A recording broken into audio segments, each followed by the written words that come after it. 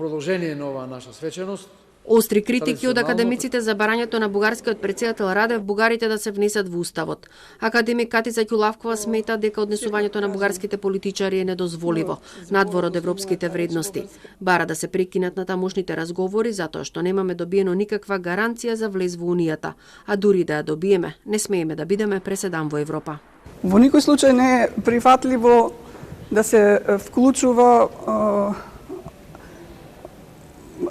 бугарскиот народ во македонскиот устав во смисла на тоа дека има толку многу, значи само десетици бугари кои реално се чувствуваат колку бугари живеат во Македонија, а при тоа Бугарија без реципроцитет никаков да не го впише постоењето на македонскиот народ во Бугарија, кој прво е таму нативен, значи домороден во Пиринска Македонија, плюс во Бугарија знаеме дека има над 2,5 милиони македонска емиграција. Претседателот на МАНУ Љупчо Коцарев бара широк политички консензус и изготвување на нов документ во кој ќе бидат прецизирани црвените линии, од кои нема да има отстапки. Документот треба да биде поддржан од релевантните политички субјекти во континуитет, независно дали се на власт или во опозиција.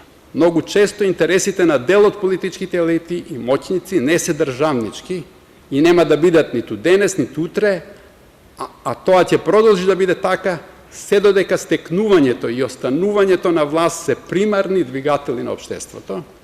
Напротив, практиката покажува дека станува збор за лични и евентуално партиски интереси. Премиерот Заев вчера рече дека бугарите ќе влезат во уставот пред да станеме земја членка на Европската унија. Македонската страна нема да бара реципроцитет затоа што Бугарија не признавала организирање на други етнички заедници.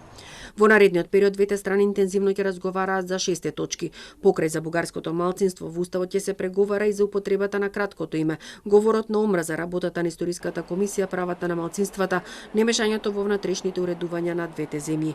Првиот таргет е 14 декември, самитот на Советот на Европската унија, за кога се очекува позитивен сигнал.